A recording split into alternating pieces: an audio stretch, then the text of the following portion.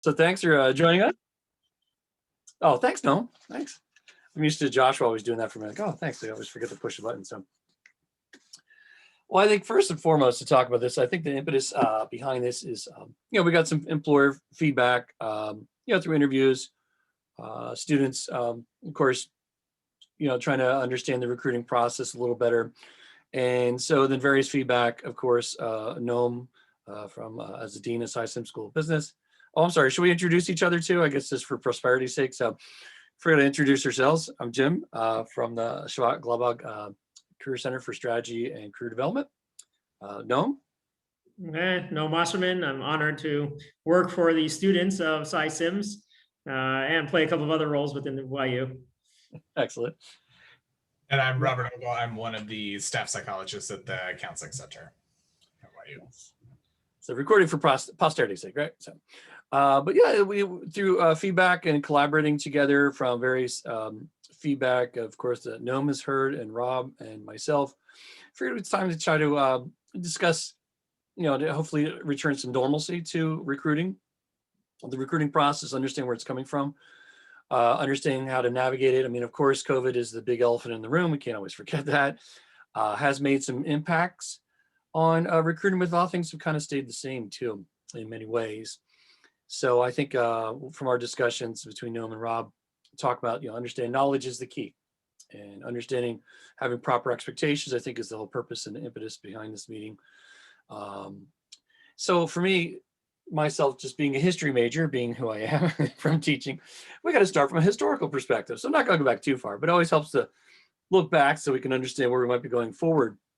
But if you think about the traditional recruiting path, sorry to say back in the day, but traditionally it was always employers would, you hire someone straight out of college, you put money into investing, into training them, hopefully they do well, hopefully you retain the employee, hopefully, the money was well spent, and then understanding that, there's still attrition and whatnot too, and it's challenging with someone coming out of college, and then they do not meet expectations, and of course then there's an attrition wheel within 3 months, 6 months out. So of course employers realizing, hey, why not start using internships as this idea of training? What a great way to bring up a rising senior who should have some of the skills that we're looking for. We can get them up to speed. So ideally, in a perfect world, yes, we take the intern on. Intern does great. Now we can hire them, and we haven't, the costs involved, of course, are deferred a little less, of course, but also training and getting employees going in the right direction so they hit the ground running when they do graduate college. So, remember, the purpose of an internship overall is inherently, it's always been this educational piece. And I always try to remind students too, don't ever forget, from the employer standpoint, it is a huge commitment, especially time, effort, resources. And it is, when I've worked with interns the past two, I know, it's a lot of work. There's a lot of preparation too. As an employee, I already have my normal roles and duties, and then I have an intern that I'm trying to help and steer them along properly and hopefully give them the proper guidance.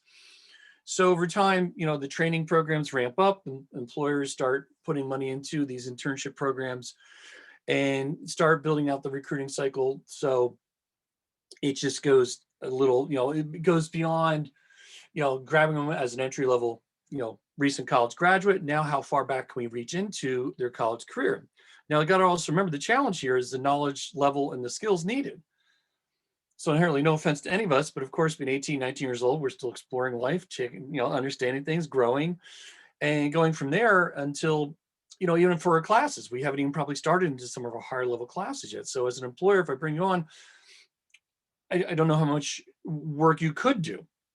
So best case scenario, right, grab someone who's a rising senior, hopefully has most of their courses under their belt, we can train them, move forward. So, you're hopefully much better prepared, have other experiences on your belt that develop all the soft skills that employers are looking for, plus other hard skills, practical skills. And then you start looking at the recruiting timeline. So if you look at the Big Four as the example, one of the ones I'd like to share is, I'm going to talk about the Big Four in a second, but Big Four was the one to start, one of the many, to realize, hey, let's start pushing out earlier and earlier and earlier to start identifying early talent so we can invest in them and hopefully, right, keep investing in properly. Then boom, by the time they're rising senior year, we can then hire them. So it's a few different timelines. I'll show the tech timeline first. Bear with me 1 second.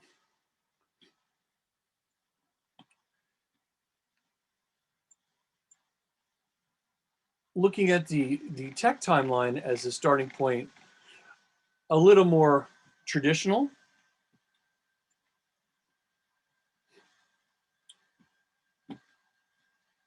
Definitely a little more traditional, especially if you're looking at startups. Usually they're not looking for graduates until, I mean, I can't hire you. I'm making sure you graduate first before I can hire you. So starting February, March, they'll start rolling it out. And then some of the tech and fintech companies start ramping up a little earlier. And so more of a traditional timeline.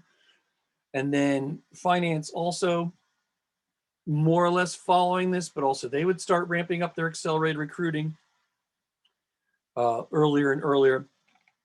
Already looking at 2022, they're already looking almost a year in advance. And then of course, using the Big Four as the final example of reaching out sooner and sooner and sooner. Already as accounting students, looking at your sophomore year, you should already be considering applying for positions. So of course, when you push these timelines earlier, it's understanding it's definitely ramping up the pressure for all of us. Inherently, though, I always explain, I talk to students and colleagues and understand that, I can even share too. One of my examples I share is talking to a recruiter for one of the Big Four firms, and she was even explaining, she was reaching out to, first years. I'm like, they're 18 years old. They just started college. How could you? They haven't even taken an accounting class. They're like, well, we know what we're doing. And, they do know what they're doing. They build up a pipeline. They put in their resources. They put in their training.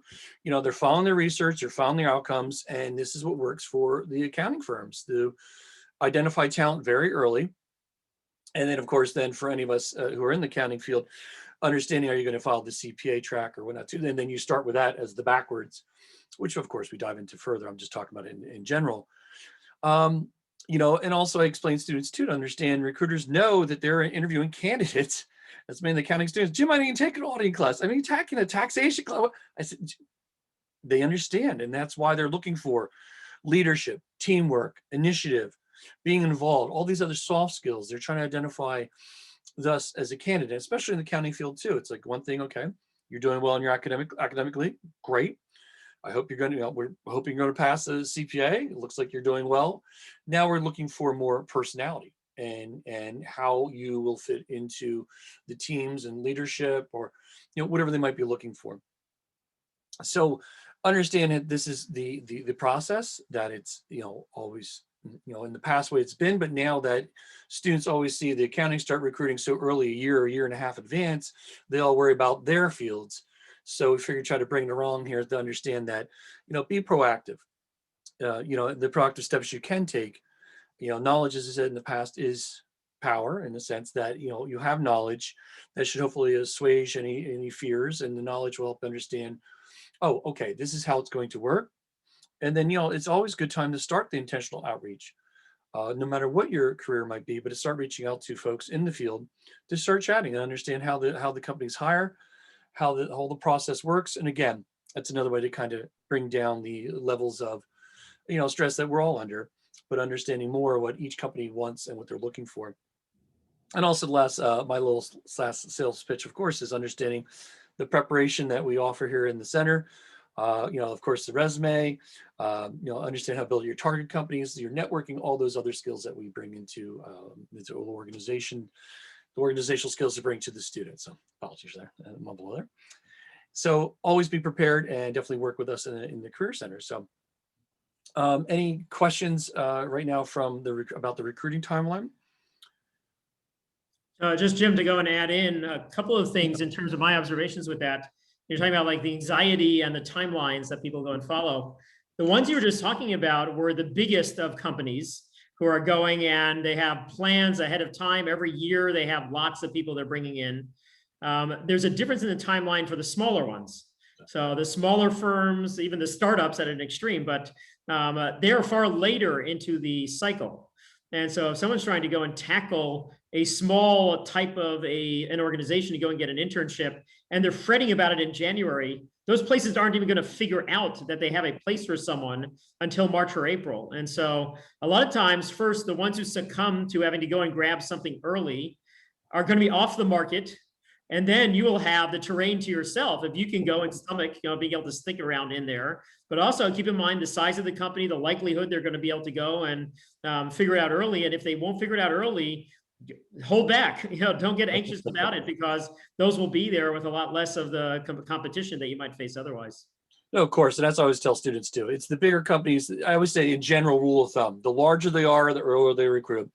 Great small companies out there, mid-sized companies, all the above, to get some wonderful experience under your belt, no matter how you build out your experience. But it's also, of course, I said the COVID elephants in the room. Some employers are still, what's going to happen this summer? The bigger ones already have made their jump. Okay, this is what we're going to do. But of course, the smaller companies are still trying to figure out. It's still an uncertain area, but understand that, yes, the bigger companies are the ones who are going to push this, and the smaller ones are a great place to land also. Yeah. So secondly, let me just bounce it off of you, Jimmy, and tell me whether I'm wrong or not. If you're going and swinging for a lot of the biggest and the most prestigious of companies, you have to go and have a progression on the way to them. You go and sequence it on the way to them. You don't go and swing for those biggies right from the freshman year and things like that. Have that as a goal, but go and find a smaller boutique firm or something like that. Initially, get that under your belt the first summer. Then the next summer, try to move up in the food chain if you're really still going to want to go and shoot for the bigger and things like that. And so over time, plot a multi-step path rather than fretting that you're not hitting a home run right from the beginning, because it's going to require being able to go and plot your sequence on the way to it rather than doing it right from the beginning. Does that match with your experiences in the center? Absolutely, too. And thanks, Noam, for clarifying that too. I forgot to add that to my little spiel, but also the standard way we do proceed is the way to go. Start out early in your career, gain, because we're still learning these, higher level classes, more sophisticated coursework. So the traditional path that we always followed was, okay, start off, first year sophomore, right? Work at a family, friends, father's, company, anything you need, to gain experience. And of course, we talk about many other ways to gain experiences. There's so many more opportunities, even with COVID, to get something started. And then the next summer progress to something maybe a little more, big, smaller company, mid-sized company. In the end of the day, the large companies are going to love to see that you've made that progression. Always know, always. That they're going to make you, you're going to be a much more attractive candidate who has great other leadership skills, other qualities, teamwork skills, but also to show that you've been trying to do an intentional progression, because this is the time in life to seek and learn too, of course, to learn some areas that maybe you would like, some areas you find out that maybe you don't like, and exactly, it's definitely the standard progression. It still always holds true. Build up to then try to get that home run. But even if you don't get the home run, there's wonderful firms out there everywhere to give you some great experiences too. Yeah, and part of what you're gaining is also some self-awareness about a home run. To me, it might actually be a different target than what I was really shooting for. It might be that you find your sweet spot in something smaller where you can take on maybe more responsibility early and other ways in which it's a better fit for you. And so make sure that you're going and adjusting your sights as you're going and gaining more experience and you're going through each of those sequence steps. Absolutely. So thanks, Noam. So do you want to take the highlight, Noam, and then jump in next? Or do you want to go Rob? Rob, right, let's go with Rob. We'll go and hand the spotlight to Spotlight the Rob. manager who deserves it. Okay, so my role here is kind of a little bit different. And then I'm not here as the career expert, but kind of managing the kind of mental and emotional piece that goes along with dealing with the corporate recruitment, the corporate internship recruitment process in the context of COVID and in the context of a lot of what we've heard, both in our own office, as well as Jim and Noam mentioned in the counseling center and at the dean's office and things along those lines, that not surprisingly, the internship process and the job application process more broadly is stressful, right? And it's stressful in a normal year. So add on a global pandemic, and not surprisingly, that stress level continues to rise and continues to escalate. And what we are seeing with many different people coming into our office is that understandably, this is leading to a lot of anxiety, right? And even if we're not reaching the level that we're going to call it anxiety, that there's still some stress, some kind of understandable worry. that's bouncing around with regards to this process.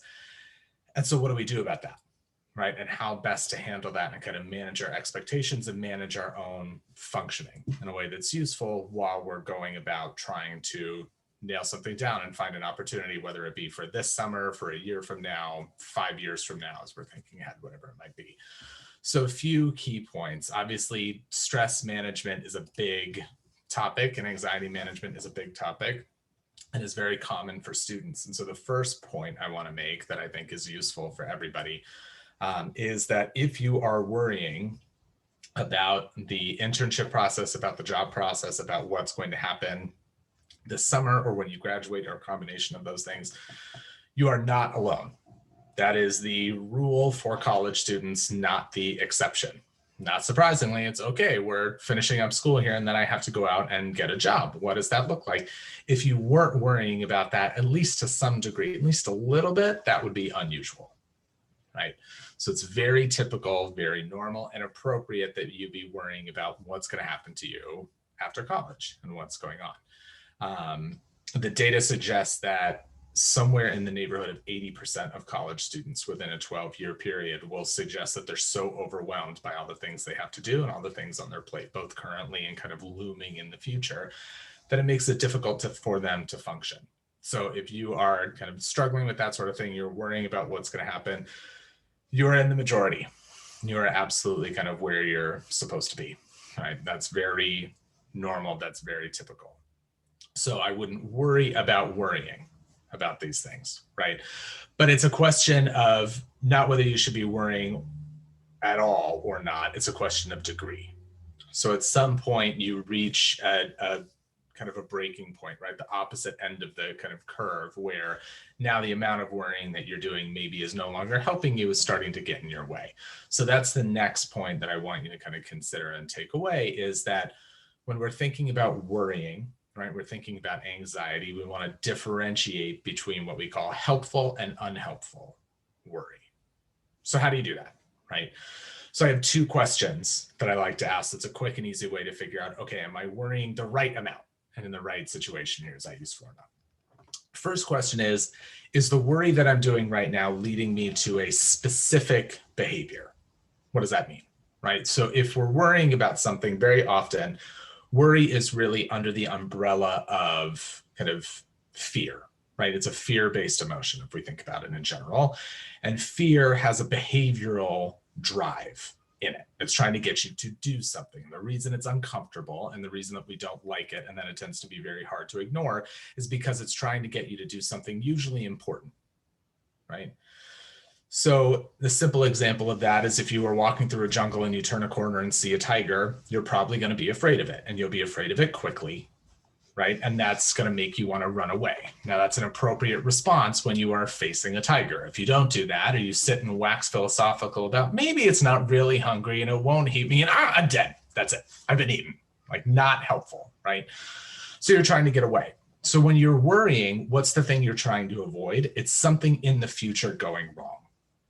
That's the goal. And so worry as an emotion is trying to drive you to do something now that will help you in the future. This is useful in the right amount at the right time, right? If I don't plant crops in the spring, then I don't eat in the winter. So some ability to worry about things that are going to happen in the future is helpful for me now, but it's helpful if it's leading you to a behavior, to something to do, if it's going to make you plant your crops, right? Once the crops are planted, once the seeds are in the ground, as long as you're watering them when you need to, worrying if a hailstorm is going to come a month from now, or if my village is going to be attacked, or I'm going to be driven away and I won't be here to harvest it, or a meteor is going to hit the earth and blow up everything and I will not be alive to, none of that worry is not prompting you to a behavior, right? Except to worry more. And so it's not helping you in that context. It's just making you miserable and keeping you up at night.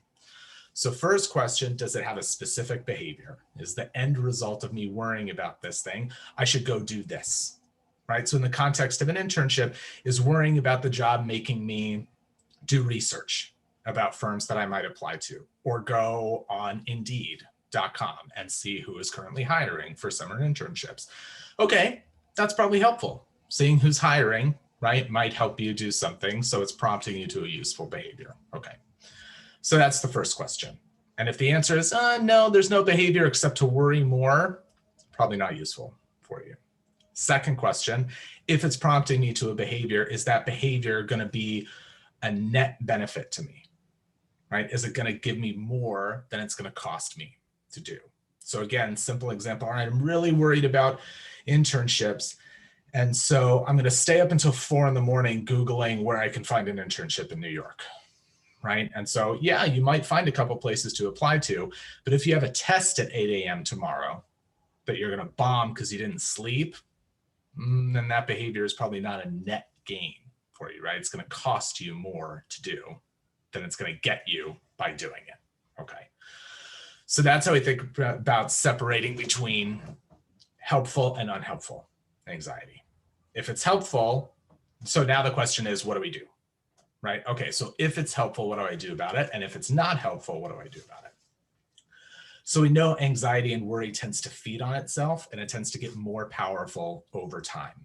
The more you give in to worry, the more you give in to the desire to avoid something that feels difficult, scary, overwhelming, uncomfortable to do, the higher your difficulty gets. So if you run away from that tiger, your brain says, great, I know how to survive tigers, right? The way that I do that is to run away, and to make you even better and more efficient at running away, I'm going to make you more afraid of that tiger, not less.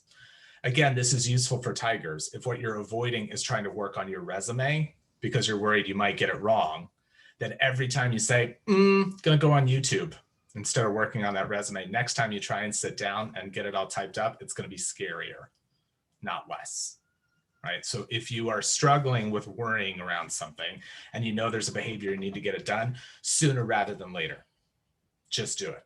Because every time you avoid it, it will be more scary than it was before. Okay, so try and do as much as you can, kind of as quickly as you can. Get all those crops planted right at the beginning of the spring. Get those things you need to do out of the way ASAP. Okay, that's if it's functional. That's if that's worry is helping you, right? If it's not, okay, so then we need to get off the worry train, right? If this worry is not helping us anymore, if that anxiety is not helping anymore, we need to cut it out. Easier said than done. Right? But how do we do that? Okay, what are some quick, simple tools? Now, at this point, I will say the plug is, if this feels like, okay, it's nice that you gave me a couple things in a couple minutes, but like I'm really worried about here, then counseling at yu.edu, reach out to us. This is what we do, right? All the way from kind of, I'm worried a little bit to, I haven't slept in 8 days because I'm terrified I will never get a job and I'm living in a van down by the river as soon as I graduate. Okay, then you can, like, that's what we do. Email us and kind of come in. But as a general kind of first step, right? If you are not van down by the river territory and you're just, I'm worrying a little, what do I do? How do I curtail that? So we think about 3 different areas that anxiety tends to affect. We've got mental, right? So your thoughts, the things you're thinking, the language you use in your own head. We've got the emotional, that's the feelings you're experiencing, and the physical sensations in your body. Anxiety affects those too.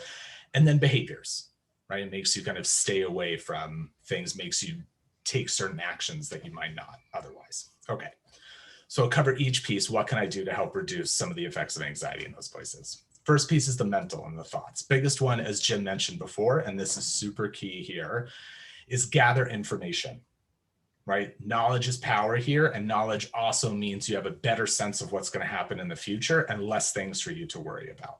So if you are struggling with not knowing how this process works, how it works for a particular firm, what my timeline should be, this question, that question, on and on and on, go ask. Go to the Career Center and ask them. Talk to your parents or your parents' friends, the people you know at shul or the people they know at shul. Ask for what we call an informational interview. That can be with a family friend. That could be with someone you find on LinkedIn or a person who kind of runs a small firm somewhere. You would be really surprised by how many people are willing to help someone who is generally curious and wants to know how they got where they are. It's a desire to kind of transfer expertise and knowledge and help people come along in a path is really pretty common. And people very frequently are willing to take 10, 15, even 30 minutes for you and give you a sense of how they got where they are and what their field looks like. And that information can be super invaluable. It was for me personally. I've changed careers a couple of times in my life. And in all of those instances, it was information I got from professionals in an informational interview that really made the difference for me between getting a position and not getting it, or getting into grad school and not getting it. So I can't recommend that strongly enough. The flip side of that is make sure you are filtering that information. So when I say go get more knowledge, I mean talk to people who know what they're doing. I don't mean turn on CNN for 12 hours and listen to their doom and gloom report about what the job market is doing right now. That is not going to help you go to sleep at night. So be selective about where you're getting that information. That's part of the thoughts piece. The other is often when we're worrying about something, we can experience that as language, right? As a part of ourselves talking to our brain saying, oh man, this thing is going to go wrong. When I'm talking to clients in the counseling center, often that voice tends to be big and scary and intense. I asked a client the other day, what's it sound like when the anxiety is talking to you in your head? And they said, sounds like Al Pacino. I said, oof, yeah, Al Pacino. All right, Scarface. Like he played the devil in a movie one time. Like that's probably pretty scary when that guy's in your head saying you're going to fail all the time. All right. Quick and easy trick, and this is going to sound silly, but it works, I promise. Whoever that voice is in your head, I want you to cast a different actor. So instead of Al Pacino being in your head, I want you to think of the silliest, most ridiculous person that could be in that role, and that person is doing it. I'm going to date myself now. There's a sitcom from the 90s called The Nanny. And the lead on that show was a woman named Fran Drescher, who had very big hair and very big attitudes and a voice that sounded like, oh my God, I can't believe you're not gonna get an internship and you're gonna fail your job and this and you're not gonna get anything. Who's gonna make a salary? Who's gonna make? It's very hard to take your anxious voice seriously if it's a lady from Queens with giant hair and leopard print pants telling you that this is what's gonna go wrong. I know it sounds silly, but it works, I promise. Right? This is an opportunity for you to get a little bit of distance from those thoughts and to remember that your thoughts are not gospel. They're not always true. They're not always a wise dictum straight from Moshe coming down the mountain, right? They're just thoughts that are passing through your head and you can choose to listen to them or not, to believe them or not, to obey them or not. So that's the thoughts piece, okay? For physical, for the emotional kind of piece, we can often notice that anxiety has a really strong effect on our body. So this makes a lot of sense, right? Again, if you see a tiger in the jungle, you want to get ready to fight it right away. So when that fear starts happening in your body, you trigger your fight or flight response, which you've probably heard of. And that means your body starts doing all sorts of different things to get ready to fight or run away. You start breathing more quickly and your heart rate goes up. So you push more oxygen through your body and out into your major muscle groups so they can start doing things like sprinting, right? You start moving blood away from your digestive tract because it's very expensive to digest your food. It costs a lot of energy and your body says, not interested in doing that right now, which is why if you've ever felt queasy when you're starting to get anxious about something, it's because your stomach is moving around. Your organs are kind of reassessing their priorities and making rapid changes, and it doesn't feel great when you do that. You started dumping adrenaline and cortisol into your bloodstream, which is going to give you tunnel vision. It's going to make you sweat. It's going to make you shaky. Your muscles tense up, all of these things, right? That comes along with the fight or flight response. But your body also sends signals back to the brain. And so if your body is doing anxious things, it will tell your brain to be anxious. And if your body starts doing calm things, then it will start telling your brain to be calm and to reduce that feeling of anxiety. How do you do that? So you start taking conscious control over some of these systems that send anxious signals back to your brain. One of the simplest and easiest ways you can do that is to control your breathing.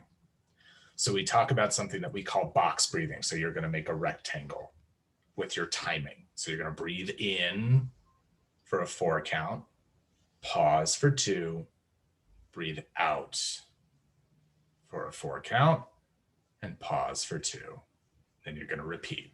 Again, this is not simple. I mean, this is not complicated, right?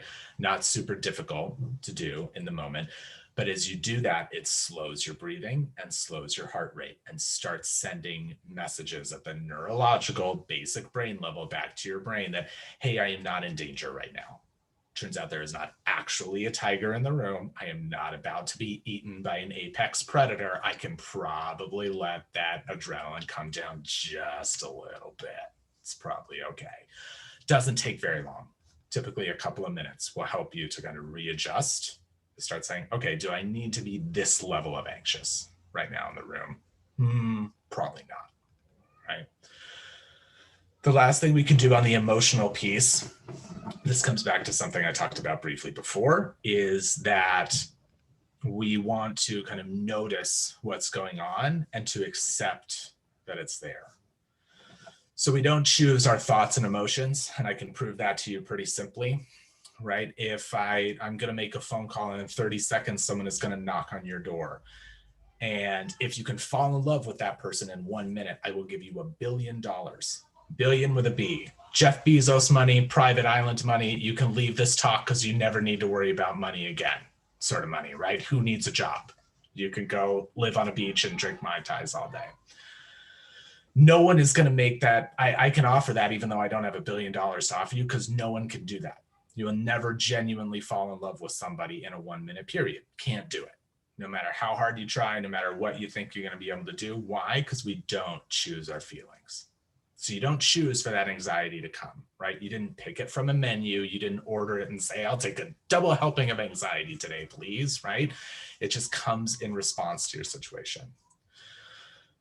All you control is what you do in response to it, how you react to that anxiety. Well, it turns out if you try to control, suppress, or avoid that anxious experience, if you try and make those emotions go away, they get louder, not quieter in response. I've got 3 kids under 5, and so I see exactly what happens with your emotions every day in my house. I'm changing the diaper for the 2-year-old, and the 5-year-old is like, Daddy, can you play with me right now? I just got to finish changing this diaper. Okay, Daddy, can you please? Okay, again, I just don't want him to pee all over the floor. I got to change it.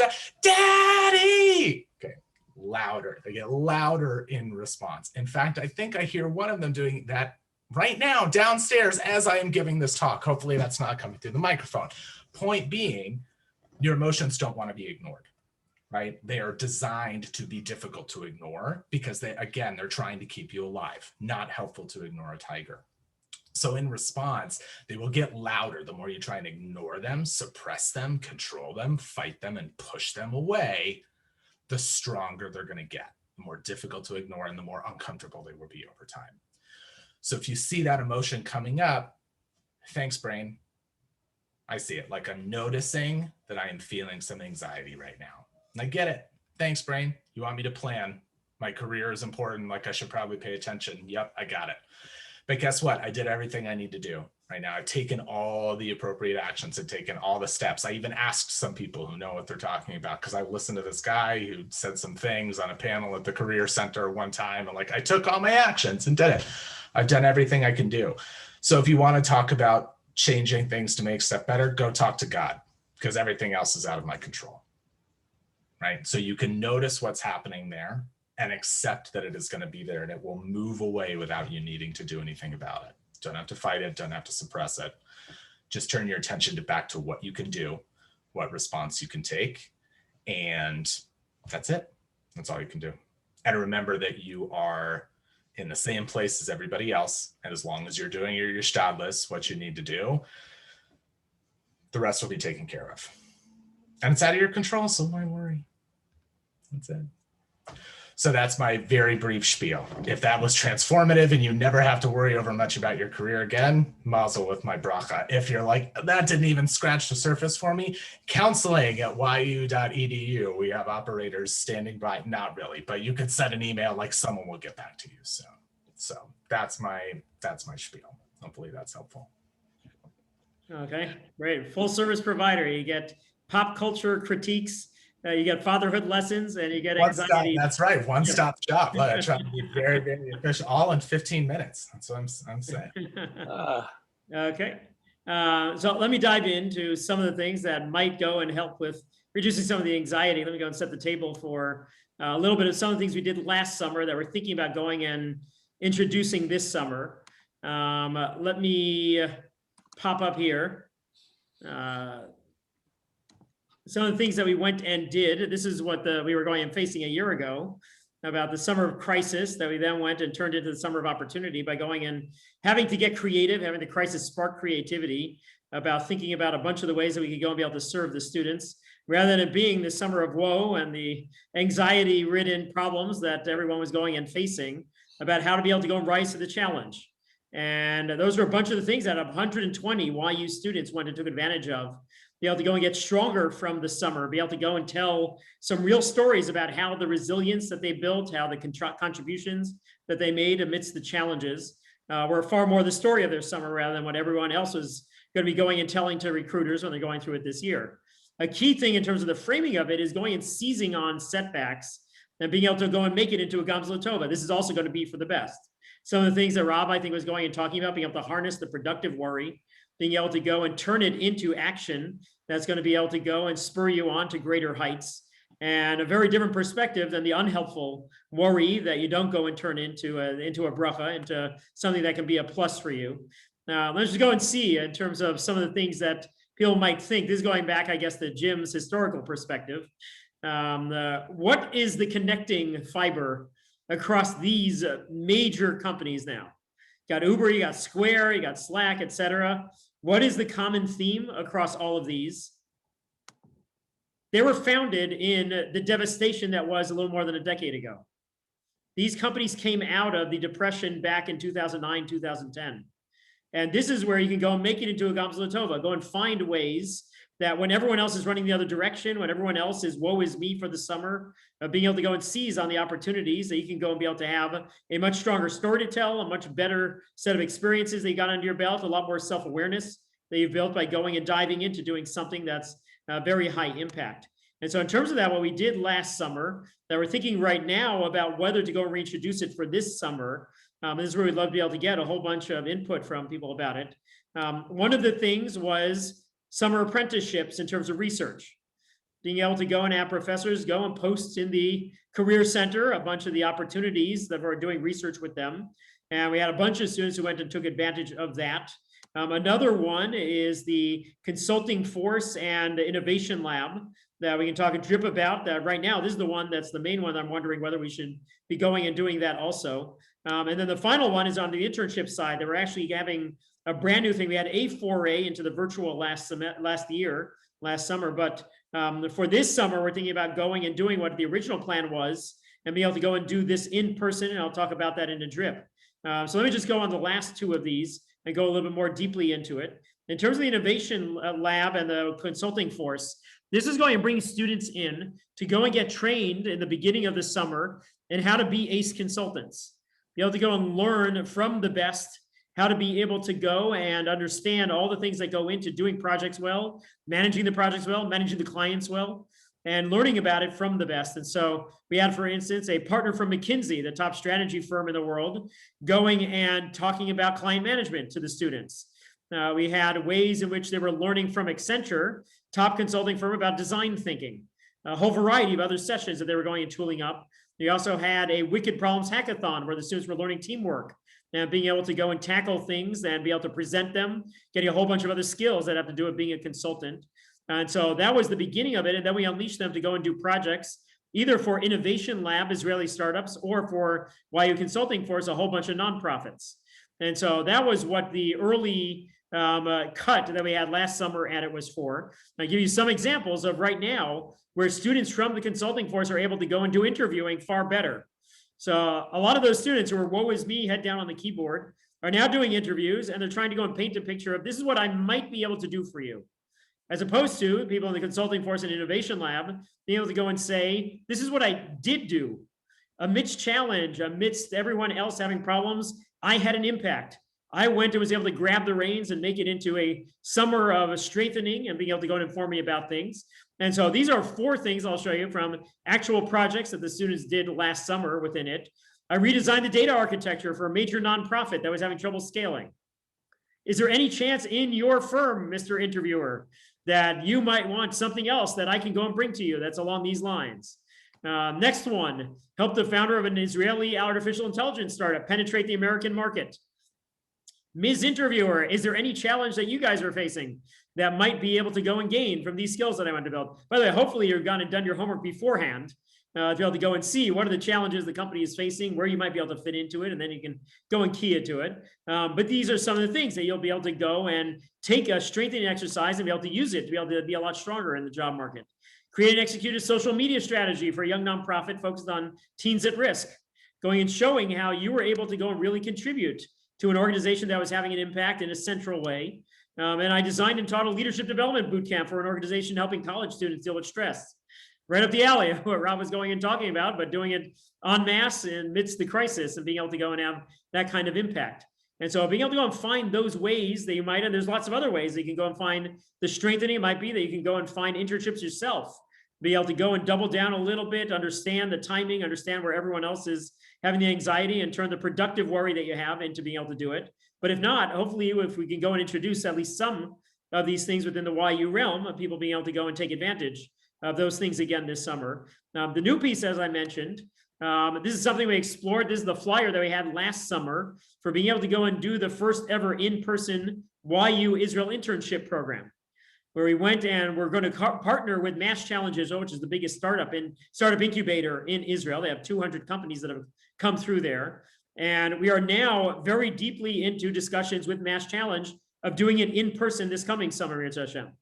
And so being able to go and have students, we're going to have somewhere between maybe 10 to 14 students that we're going to be able to go and match up with their companies in and around Yerushalayim, staying at YU Israel in Yerushalayim, and being able to go and have some real impact on startups in Israel, be able to go and learn new cultural landscape, be able to go and contribute to some very fast rising startups and be able to work alongside their founders and their executive teams and things like that. And so there's another one to be going and watching for as another opportunity that we're going to be hopefully introducing for this summer.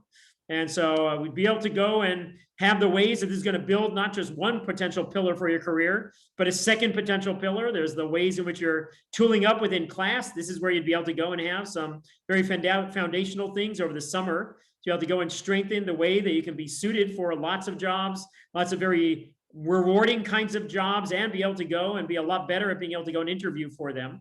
And so hopefully by going and using this, you can go and build those pillars of your career by going and making the best use of this summer and being able to take a lot of the lessons that you heard both from Jim and from Rob about how to go and transform that into some very productive actions that you can go and take this summer. So with that, why don't we go and open it up in terms of any questions, any follow-ups that we want to be able to go and tackle. And I was cautioned to be able to go and take off the recording. And so let's go and do that. And anyone who is watching, if you have follow-up questions, feel free to direct it at any of us. We would love to be able to go and help you out.